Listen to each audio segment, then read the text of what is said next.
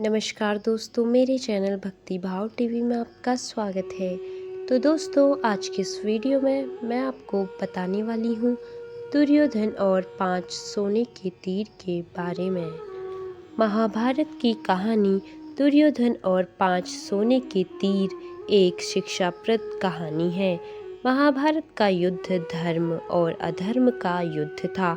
कृष्ण पांडवों के पक्ष से थे, परंतु उन्होंने युद्ध में शस्त्र नहीं उठाने का निर्णय लिया था। वही श्री कृष्ण की नारायणी सेना कौरवों की ओर से लड़ रही थी। युद्ध में कभी कौरवों का तो कभी पांडवों का पलड़ा भारी लगता। महाभारत के युद्ध में कुरुक्षेत्र की रणभूमि पर श्री कृष्ण ने प्रत्यक्ष रूप से शस्त्र नहीं उठाए, लेकिन अर्जुन का सारथी बनकर श्री कृष्ण युद्ध भूमि में अर्जुन का मार्गदर्शन करते रहे। द्रौपदी के भाई धृष्टद्युम्न पांडवों के सेनापति थे, वही कौरवों के तरफ से गंगापुत्र भीष्म सेनापति थे। उनके नेतृत्व में युद्ध लड़ा जा रहा था। कौरव दल पूर्ण बल से युद्ध करने के बाद भी 5 पांडवों में से किसी का भी बाल विवाह न कर पा रहे थे। दुर्योधन को हुआ भीष्म पितामह पर संदेह। कौरवों के प्रधान सेनापति भीष्म 10 दिनों तक पांडव सेना पर भारी पड़े थे। प्रतिदिन भीष्म हजारों सैनिकों को मार रहे थे, परंतु दुर्योधन भीष्म पितामह पर कहीं न कहीं संदेह कर रहा था। उसे लग रहा था कि पितामह भीष्म जानबूझकर पांडवों का साथ देते हैं और उन्हें मारना नहीं चाहते। यही सोचकर एक रात दुर्योधन भीष्म से सीधे बात करने के लिए उनके पास शिविर में पहुंचे। जब दुर्योधन भीष्म के शिविर में पहुंचा तो देखा भीष्म चिंतनशील होकर शिविर में बैठे थे। यूं आधी रात को दुर्योधन को अपने शिविर में प्रवेश करते देख भीष्म हैरान हुए। उन्होंने दुर्योधन से शिविर में आने का कारण पूछा। भीष्म की कर्तव्य निष्ठा पर उठे प्रश्न। दुर्योधन ने गुस्से में कहा, पितामह, आपके मोहपूर्ण अन्याय के कारण मैं आधी रात को आपके शिविर में आने के लिए विवश हुआ हूँ। आप अगर पूरी कर्तव्यनिष्ठा और मोह रहित होकर पांडवों के साथ युद्ध करते तो शायद मुझे यहाँ आने की आवश्यकता नहीं पड़ती। युद्ध शुरू हुए 10 दिन बीत चुके हैं, लेकिन आप अभी तक पांडवों को पराजित नहीं कर पाए हैं। आप संसार को दिखाने के लिए युद्ध का अभिनव कर रहे हैं। आपको आज भी पांडवों से अति प्रेम करते हैं और आप मेरे सेनापति होते हुए भी पांडवों को युद्ध जीतते देखना चाहते हैं। अपने बारे में दुर्योधन के मुख से ऐसी बात सुनकर पितामह भीष्म बहुत दुखी हुए। पांडवों को मारने के लिए भीष्म सज्ज। दुर्योधन के मुख से कटु वचन सुनकर भीष्म ने दुर्योधन से पूछा, तुम क्या चाहते हो पुत्र दुर्योधन? दुर्योधन ने कहा, पांडवों की मृत्यु, और इसके लिए आपको अपनी दिव्य शक्तियों का प्रयोग करना होगा। पितामह भीष्म ने अपनी शस्त्र विद्या का प्रयोग करते हुए सोने के 5 अचूक तीर निकाले और इसे अभिमंत्रित करके बोले, दुर्योधन, तुम व्यर्थ में संदेह करते हो। इन बाणों से कोई नहीं बच सकता। कल का दिन युद्ध का अंतिम दिन होगा। एक ही दिन में 5 पांडवों को इन बाणों से समाप्त कर दूंगा। फिर पांडवों के मरते हुए युद्ध का परिणाम तुम्हारे पक्ष में होगा। पितामह भीष्म की बात सुनकर दुर्योधन प्रसन्न हुआ, लेकिन अगले ही क्षण उसके मन में पितामह भीष्म के प्रति संदेह उत्पन्न हो गया। दुर्योधन की चालाकी। कपटी दुर्योधन भीष्म की बातों को सुनकर प्रसन्न तो हुआ, परंतु अब दुर्योधन को भीष्म की बातों में भी छल कपट दिखने लगा।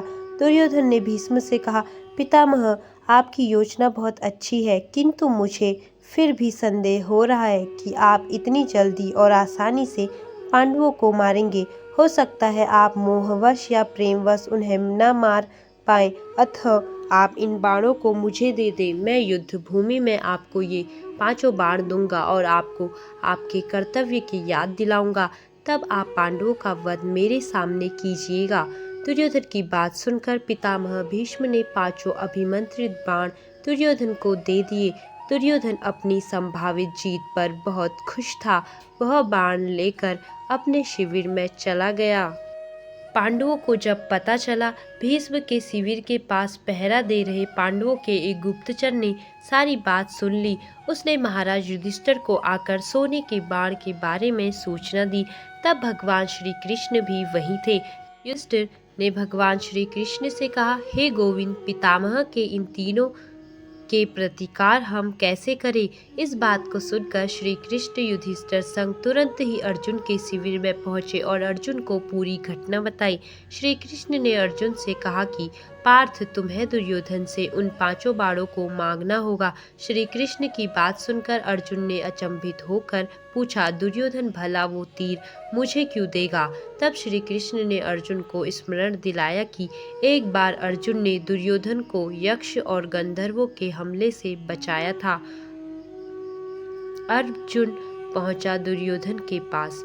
तब दुर्योधन ने प्रसन्न होकर अर्जुन से कहा था कि वो कोई भी कीमती चीज दुर्योधन से मांग सकता है। उस दिन अर्जुन ने बात को टालते हुए दुर्योधन से कुछ नहीं मांगा था। अब वो समय आ गया है। अर्जुन को श्री कृष्ण की बात सुनकर सब स्मरण आ गया। युधिष्ठिर की आज्ञा से अर्जुन दुर्योधन के शिविर में पहुंचे। दुर्योधन अचानक अर्जुन को अपने शिविर में देखकर अचंभित हो गया। अपनी शंका को छुपाते हुए जोर जोर से हंसते हुए दुर्योधन ने अर्जुन से कहा, आओ अर्जुन आओ, क्षमा मांगने आए हो क्या? तुम्हारे प्रिय पितामह ने जो तुम्हारी सेना के साथ किया, उससे भयभीत हो क्या? इस रात्रि में आने का क्या कारण है? बताओ, क्या सहायता मांगने आए हो? दुर्योधन का वचन।